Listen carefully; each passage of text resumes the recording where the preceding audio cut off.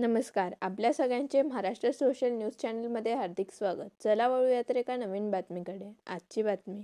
धुळे शहरातील आदर्श सैनिक कॉलनी येथे पर्यावरण संवर्धनाचा संदेश देणारा वृक्षारोपण कार्यक्रम उत्साहात पार पडला. भारतीय जनता पार्टीचे जिल्हाध्यक्ष गजेंद्र अंबळकर यांच्यासह स्थानिक लोकप्रतिनिधी आणि मान्यवरांच्या उपस्थितीत नागरिकांनी मोठ्या संख्येने वृक्षारोपण केले. कॉलनीतील रहिवाशांनी उत्स्फूर्त सहभाग नोंदवत झाडे लावा झाडे जगवा हा संदेश देत पर्यावरण रक्षणाचा संकल्प केला. आज लावलेले वृक्ष भविष्यात स्वच्छ आणि हिरवेगार पर्यावरण निर्माण करण्यास हातभार लावतील असा विश्वास यावेळी व्यक्त करण्यात आला. मला एक सांगतो राजे, शहर आणि ग्रामीणची जी कॉलनीची हद्द आहे तर आपण शहराच्या आमदारांकडून आणि ग्रामीणच्या आमदारांकडून जास्तीत जास्त धुळे शहराचा सर्वात जास्त निधी या प्रभागात कसा येईल तो आपण निश्चितपणे प्रयत्न करू. दोन आमदार म्हणल्यावर आपल्याला जास्त बेनिफिट भेटलं पाहिजे उलट. त्यामुळं सैनिकवासियांना मी तुम्हाला निश्चितपणे सांगतो,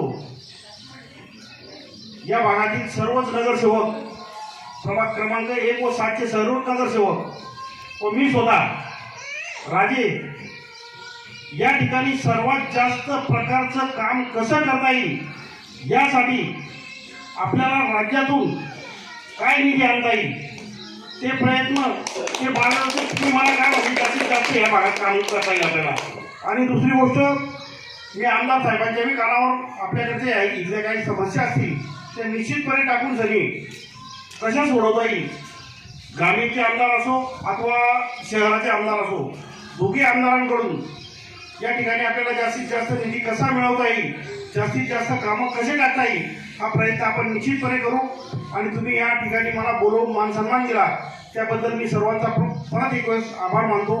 जवळपास 150 कॉलन्यांमध्ये मी 25 वर्षापासून काम करतोय, पण जेवढे कार्यक्रम मोर्चाला इथं होतात तेवढे कार्यक्रम या परिसरात कोणत्याच दरवर्षी काही ना काही कार्यक्रम म्हणजे जवळपास वर्षातून 15 ते 20दा आम्ही प्रमुख पाहुणे म्हणून या कॉलनीमध्ये हजर असतो. आपल्याला सांगावंसं वाटतं की मी 2005ला या ठिकाणी पहिल्यांदा ग्रामपंचायतला उभा राहिलेलो होतो.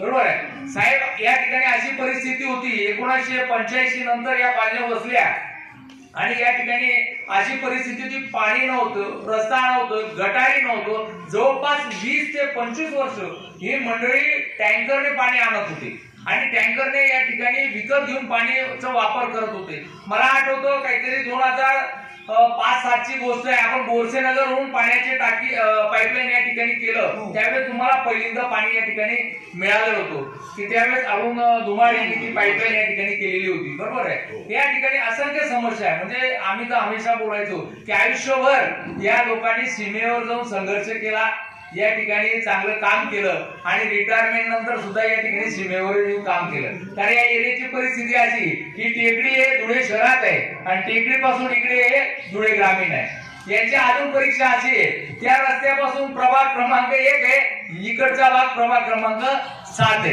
तिकडे भैया अग्रवाल आमदार आहे, इकडे रामदादा बगाने आमदार आहे. म्हणजे अजून सुद्धा ते सीमेवरच लढताय, त्यांच्या समस्या काही संपत नाही. या ठिकाणी असंख्य अडचणी आहेत. आज सुद्धा या ठिकाणी ज्यावेळेस मला आठवतो 2005ला मी कामाला सुरुवात केलो, 2005च्या दरम्यान 25 आणि 30 रुपयाला मी कोणी प्लॉट घेत नव्हतो आजूबाजूला.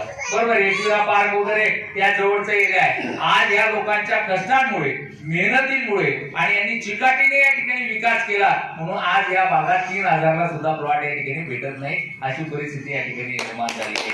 मोठा संघर्ष आहे साहेब. आपण कदाचित झाडे लावतो, हे करतो, आमच्याकडून अजून पाहिजे तशी तुम्हाला मदत झाली नसेल, पण आम्ही तुम्हाला वाईट देतो. आदरणीय आमदार साहेब असतील, आदरणीय आमचे जिल्हाध्यक्ष आहेत, यांच्या नेतृत्वामध्ये येणाऱ्या 5 वर्षामध्ये तुमच्या कोणत्याही प्रकारची समस्या या ठिकाणी राहणार नाही. गटार जवळपास झाली आहे. मला वाटतं 1 का 2च गली या ठिकाणी राहिलेली आहे भूमिगत गटारची. रस्त्याच्या 2 गल्या राहिलेल्या आहेत. इथं वॉल कंपाऊंड ऑलरेडी आहे, प्युअर ब्लॉक आहे, शेडची मागणी आहे. एवढं मला माहिती आहे. आता तुम्हाला शेडची सुद्धा गरज आहे. तुम्ही काळजी करू नका. भगवान शंकर बरोबर आपल्याला 1 वर्षाच्या आत शेड सुद्धा करून देतील, त्याची सुद्धा आपल्याला काळजी करायची गरज नाही. अध्यक्ष साहेब, मला सांगताना अभिमान वाटतो या कॉलेजच्या लोकांचा की या लोकांनी खूप संघर्ष केलाय. आता इथं पवार काका आहेत, आपला सावंत काका आहेत, या लोकांनी, कुलकर्णी असतील, काका असतील, यांनी सर्वांनी खूप मोठ्या युद्धामध्ये सहभाग घेतलेला आहे. म्हणजे कधी कधी आता सावंत काकांनी आणि पवार काकांनी चर्चामध्ये सांगितलं की पहिला वर्ल्ड वॉर, पहिल्या महायुद्धामध्ये यांचे आजोबा होते, बरोबर आहे. त्याच्यानंतर दुसऱ्या महायुद्धामध्ये त्यांचे काका लढले. तिसऱ्या 1971च्या लढाईमध्ये ते स्वतः लढले आणि 1999च्या कारगिल युद्धामध्ये त्यांचा मुलगा लढला. म्हणजे विचार करा, 1918 पासून तर 1999 पर्यंतच्या प्रत्येक युद्धामध्ये या परिसरातील नागरिकांनी या ठिकाणी संघर्ष केलाय, देशासाठी लढलाय. म्हणून तुमचा सुद्धा अभिमान आम्हाला आहे, आम्हाला गर्व आहे तुमचा.